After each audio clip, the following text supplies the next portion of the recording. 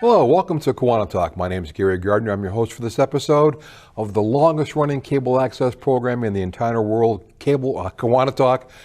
Filmed here at Dearborn High School studios, been here for many, many years, my alma mater, and we are continuing the tradition today.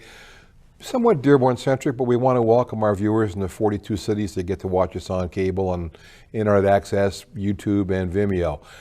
Very special guest this evening is Leslie Herrick, who is the President Pro Tempore, the full term of the Dearborn City Council. Welcome to the program, Leslie. Thank you, Gary. I appreciate you having me here. It's great to have you here. So, political office is something that I've aspired to from a while.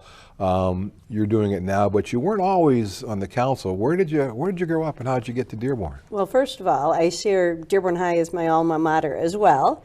Although you and I were not here at the same time. I was here when Moby Dick was a minnow. Well, I was here a couple of years after that. Okay. But Russ Gibb was in charge of the video program here at the time. Right. And so I took his mass communications class, and I was not a Giblet. I didn't do the video programs, but that certainly was an important part of our high school days when I was here. And so I graduated from Dearborn High. I went to Henry Ford College.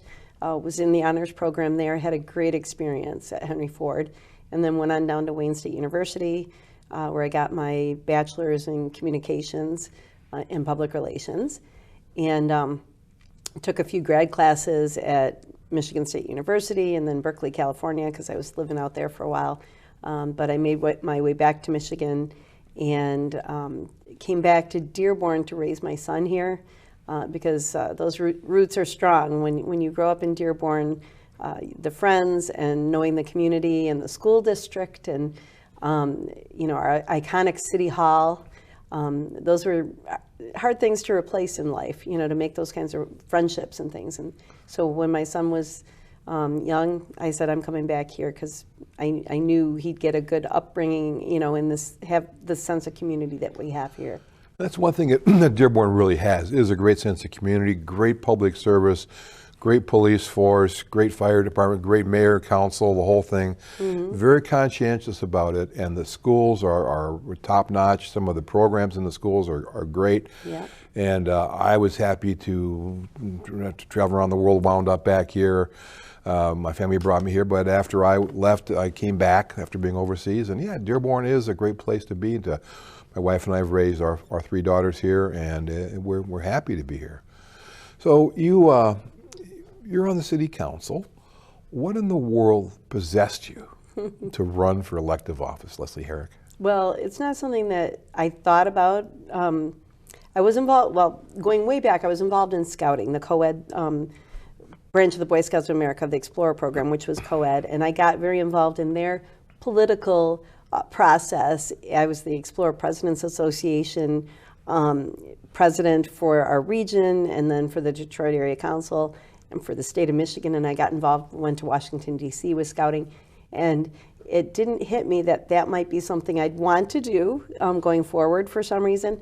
I stuck with public relations, and when I came back to Dearborn, I had a job initially with Michigan's largest professional organization for women, called Inforum. It was the Women's Economic Club back in the 1970s, because at that time women were not welcome in the Men's Economic Club of Detroit, and so some very motivated, highly motivated women back in the 60s started that organization, and I ended up working for it, a number of years later, doing communications with Inforum. And while I was there, I was living in Dearborn, raising my son here. He was in elementary school at the time. But while I was there, I got to meet some of the people who I had seen around town. Debbie Dingell, Debbie Stabenow, our U.S. Senator, when she'd be at these programs for Inforum, because the networking in that organization is fabulous for people who are in all kinds of fields. But in particular, I was intrigued with what they had to say when they talked to women about breaking through the glass ceiling and doing things that maybe were traditionally male-dominated fields. And so Inforum got me thinking maybe I wanted to do communications for candidates that I believed in, for elected officials that I believed in. and a job opened up at our iconic City Hall here in Dearborn. I had worked for the city, my first job out of college. Like many people, I worked for the recreation department, and I actually worked on light crew. So I was working with the video department and light crew at big events back in high school. And lo and behold, I ended up applying for this job at City Hall in the communications, public information department. And because I said, I'm going to kind of shift gears, leave Inforum, go work for the city of Dearborn, and find out how do I get involved in working on political campaigns. Did you used to watch West Wing when it was on television? I watched a little bit of it, you know. Yeah. So, yeah, but you know. That show with the energy that they had in the White House and the camaraderie and the challenges that they faced together.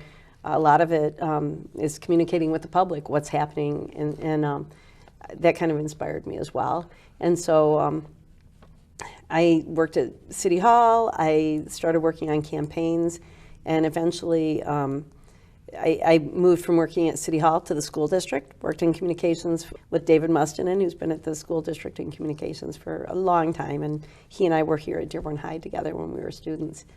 And folks started saying, you should run for office. You've got this background. You're obviously passionate about the city of Dearborn, and you've worked in the schools. You've worked for the city. You're involved in a lot of the community organizations. We want to see you run for office. And so I got convinced to do it, but it really made sense with the path I had been on. And the rest, as they say, Exactly. for the last 7 years has been history. That's right. Well, congratulations. That's right. And the council, people sort of know what the council is and does, but in a real nutshell, what does Dearborn City Council do? Well, there are two main functions of the council. First is passing the budget, working with the administration and making sure that we're spending city dollars on the things that are most important to the people who live here. And the second is the laws, and we call them ordinances at the city level. But council passes the ordinances. And so that's our two main functions. When I'm talking to school groups, because I love going into classrooms, and especially during Merchants Reading Month, visiting the classrooms, I like talking to students about what are the branches of government, because fourth grade, they study that, and so they know, judicial, executive, and legislative branches. They talk about that at school, and they kind of know, who's the head executive? Oh, it's the president. Well, here at the local level, we have the same thing, and I never really connected that dot until in recent years. Our chief executive obviously is the mayor, and the council is the legislative branch. And then we have the judges over the 19th And we District have the Court. judges. We've got just like a real mini U.S., mini state, mini That's county. We have actually, but Dearborn's not a small town. No. But it's got a small town feel in a lot of good ways. Mm-hmm. There's a lot of things you want to talk about in the city that are going on, and you have a list. And so one of them is my wife's concern. We live down by the Rouge River, right here, right behind the school, in fact. Mm-hmm. Coyotes. Oh, yeah. What is going on with the coyotes? Talk of the town. Yeah.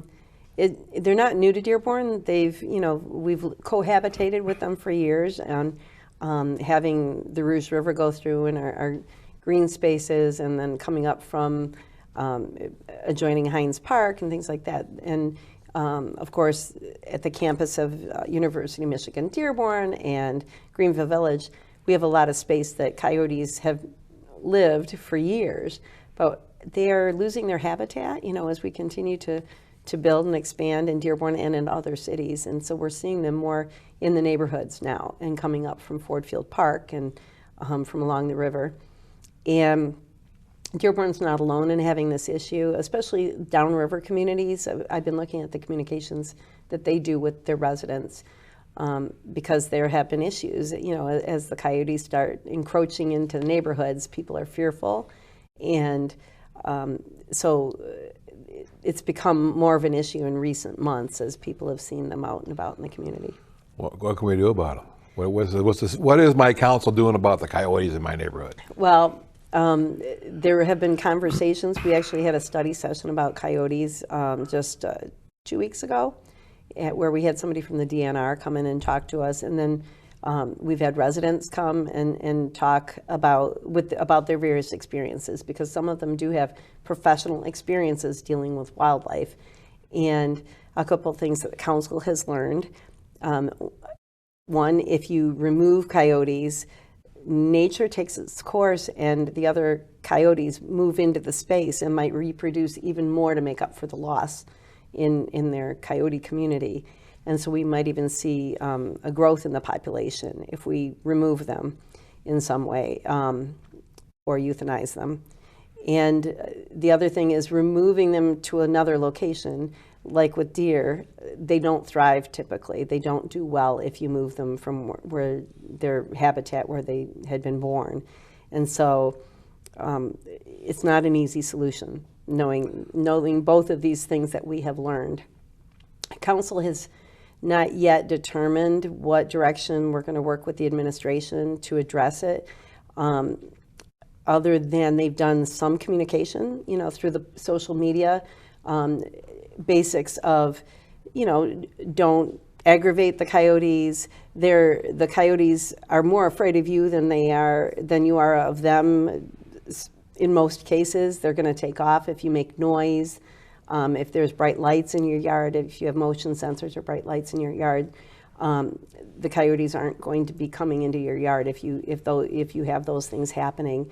And also education, small children, small pets, don't let them out without an adult being around because they're more likely to be approached by coyotes if they're out there, small cats and dogs in particular. But number one, don't ground feed. Do not feed any animals, and especially if coyotes, because they are wild animals. They aren't pets. And I've heard about a couple instances in a couple different neighborhoods where there are residents who have been feeding them because they think it's neat that they come into the yard. And by and large, the feedback that we've gotten from the public, other than the households that are fearful, and we have to take these fears seriously if people are fearful. But by and large, the people that we've heard from at council meetings want to make sure that we deal with this as humanely as possible, and that we try to learn how to cohabitate with wildlife, whether it's coyote or deer or other wildlife. It's not like the Roadrunner where the anvil drops on the coyote and then he survives. I mean, oh goodness, yeah. You can't do it that way, and they're not as cute as the Roadrunner and the coyote and the cartoons. Yeah.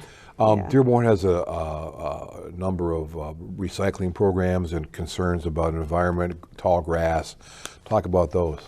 Well, that's a good segue from talking about the coyotes, because another part of public education is making sure you clean up your trash. If you're having a picnic down at the park or out in your around your house, don't have anything that's going to attract wild animals, whether it's coyotes or raccoons or rats, because that's another issue in Dearborn and in all cities. It's not just Dearborn. But don't contribute to the problem by making it easy for them.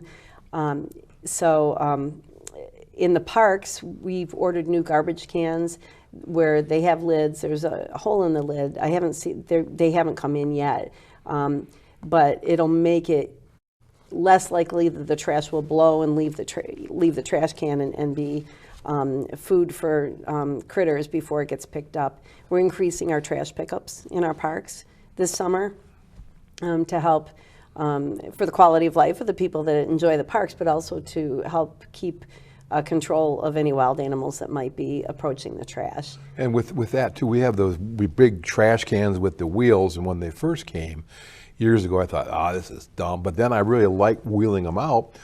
There's more than one reason for that, because those things are pretty much rat-proof. And what's the idea behind that? Well, and when they were initially piloted, it was in, like you said, years ago, 20 years ago, 15, 20 years ago. They were piloted in neighborhoods where there were more rat sightings and rat issues, and it was very effective. And so that's why the city invested years ago in making sure that we have those kinds of carts across the city. But to your point, we have two carts. One's the recycling cart and one's the trash cart. And inside of the recycling cart, and when they were initially distributed, was a list of what is to go in the cart and what's not to go in the cart to some degree. And recycling is supposed to be loose, and clean things. Like if you have a pizza lid that doesn't have any grease or cheese on it, you can put that in the recycling cart. But anything that has food on it should be bagged with your other bagged trash and put in the gray trash cart. And trash should be bagged, the recycling should not. And So these are things we've learned. tell my wife Sheila, don't put the stuff in the bags, put it in the recycler, let it in there loose, right? Yes. Okay. Yes. I told you. So you were right, if that's what you were Well, telling her. now that it comes from the City Council Pro Tem, Leslie Herrick, who's talking about it, but we've got to take a break for a second. We're coming here on a break about KiwaniTalk. We come back after a minute or so with Leslie Herrick, President Pro Tempore of Dearborn City Council. We've got a list of more things to go through. Don't go away.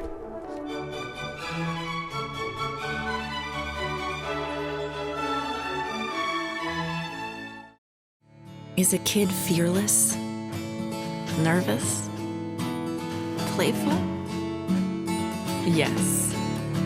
Yes. Yes. Kiwanis is 600,000 kids at heart doing all the little and big things it takes to help children around the world. Because kids need Kiwanis. All of them.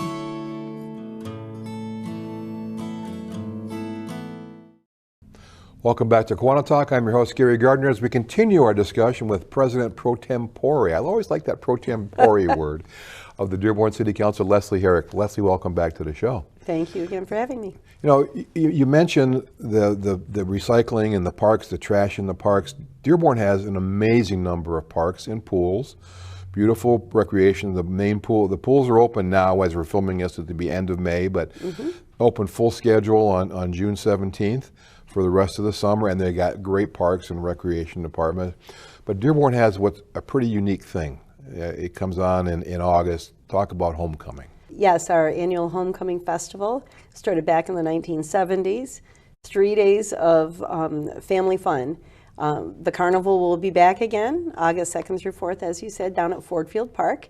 The carnival runs all through the weekend. 2 nights of fireworks, that's Saturday and Sunday, as is the tradition. And lots of family-friendly activities, arts and crafts and games, but especially the music lineup for this year. We wondered if we could top Natasha Bedingfield last summer. Very popular, great concert. So this year we have a lineup. Friday night is the Verb Pipe, which was a band back when I was in high school. That was a band that you heard a lot of, the Verb Pipe, and they'll be back.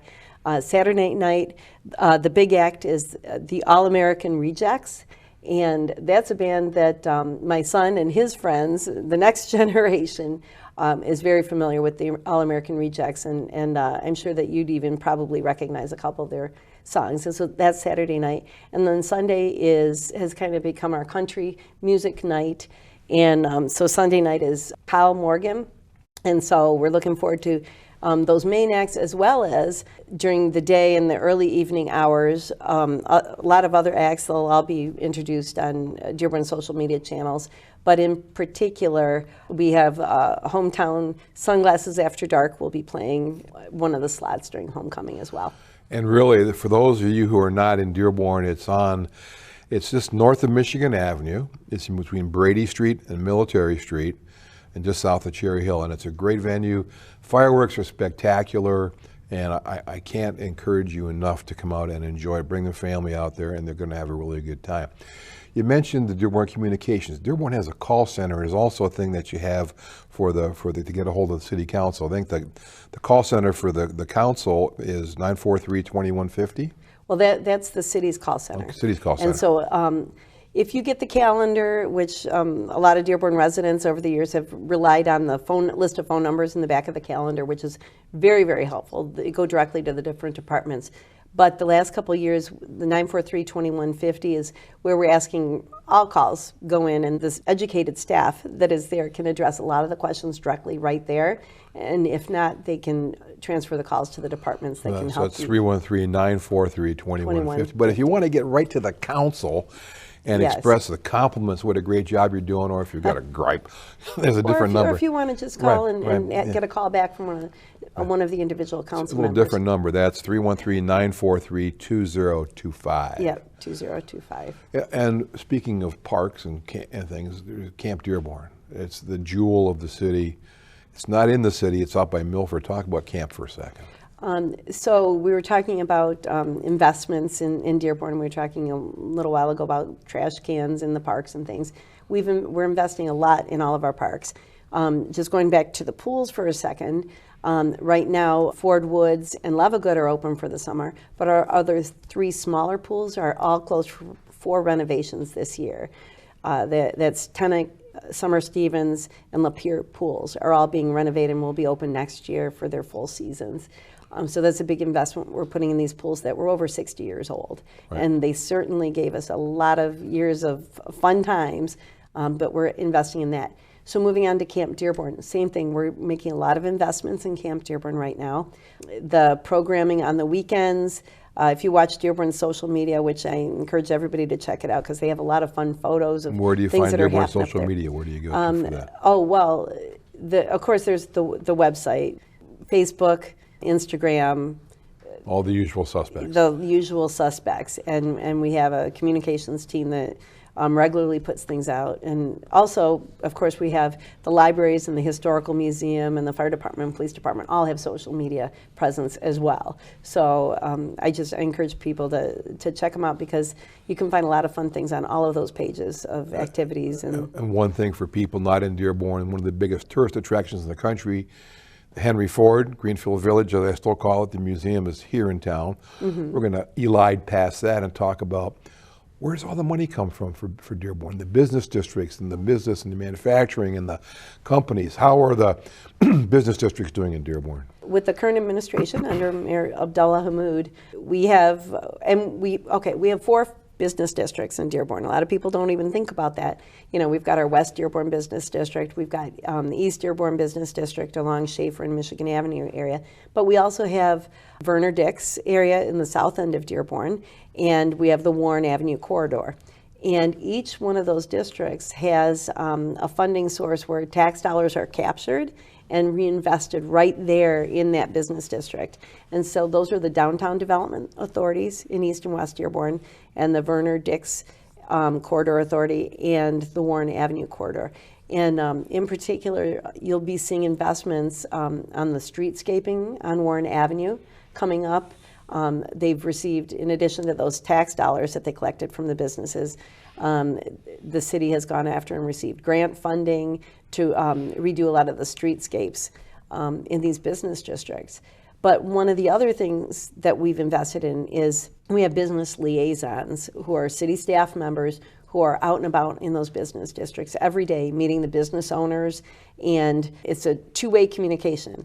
They're finding out what the business owners need from the city, and they're letting the business owners know what their responsibilities are as part of our community, you know, with keeping up their storefronts and that kind of thing. Elephant in the room in Dearborn, business-wise, is Ford Motor Company. Huge. They're redoing their engineering campus here. Phenomenal part of it. But we've got 2 major schools here. We've got University of Michigan Dearborn. We have Henry Ford College. How many people come into Dearborn every day? Not just, I'm not going to ask for the exact number, but it's just an enormous number come in through school, for Ford, for the other businesses that are here to come to Greenfield Village or Henry Ford. Well, I know, and you have a good point. Just for the colleges themselves, Henry Ford and U of M Dearborn is, I'm guessing, 30,000 people come in just for those, because I think Henry Ford's around 15,000 and U of M Dearborn's probably around the same. Ford Motor Company, it's been varying after COVID and people are working at home, so it's not back to the level that it was prior to COVID with people coming in every day for work. But with the opening of the hub there across from Greenfield Village and the Henry Ford on Oakwood Boulevard there, we're going to see a lot of increased traffic and people coming back into our districts. I saw a thing in the Free Press last week. It said about GM, you cannot build a car over Zoom. That's true. And you need to get back That's into true. that. That's true. You've got a thing here called the ICCD. What is the ICCD? Okay, so another one of the things that makes Dearborn a wonderful place to live and to work is all of our wonderful community organizations. Kiwanis, for example, with all the wonderful things that Kiwanis does, giving back locally as well as internationally. And the ICCD is a newer nonprofit organization right here in Dearborn. ICCD stands for Intercultural Community Center in Dearborn.